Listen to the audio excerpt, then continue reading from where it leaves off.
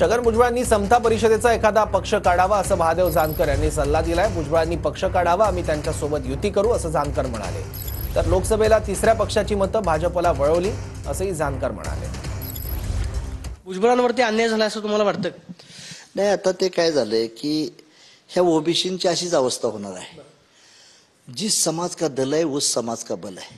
आपण अन्याय झाला म्हणून मी आता म्हणू शकणार नाही, कारण आपण पक्षच तयार पाहिजे होता। आपला पक्ष नाही, आपण याचिकाकर्ता आहे, तिथं मागतकरी आहे।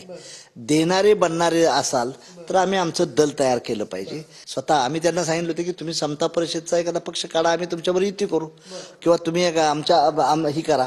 परंतु भुजबळ साहेबांनी त्याच्याबद्दल निर्णय घेतला तर फार चांगलं होईल। सावित्रीबाईच्या जयंतीनिमित्त माझी त्यांना विनंती आहे की तसा जर निर्णय घेतला तर चांगलं होईल आणि आताच नाही पण पुढच्या येणाऱ्या पिढ्यांचं तरी चांगलं होण्याचा प्रयत्न होईल। तुमच्या पक्षाची भूमिका काय असणार आहे? बॅलेटवरती निवडणुका झाल्या पाहिजे की मग ईव्हीएम? आमचं म्हणणं आहे की कालच्या बारीनं जे इलेक्शन झालं आहे ते लोकसभेला नाही ईव्हीएमचं झालं, पण विधानसभेला 100% ईव्हीएमनं घोळ केलेला आहे।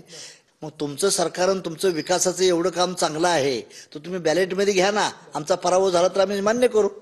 आमचं काय केलं की जे असे मतदार होते महाविकास आघाडी आणि एनडीए ह्या दोघातच दाखवलं, तिसऱ्या पक्षाची मतं सारी बीजेपीकडे वळवली। हा माझा दावा आहे। त्यामुळे राष्ट्रीय समाज पक्षाची स्पष्ट भूमिका आहे की ईव्हीएम बंद करा आणि बॅलेट पेपर घ्या। कॅमेरा पर्सन तुषार ननावरे, प्रदीप कापसे, TV9 मराठी, नायगाव।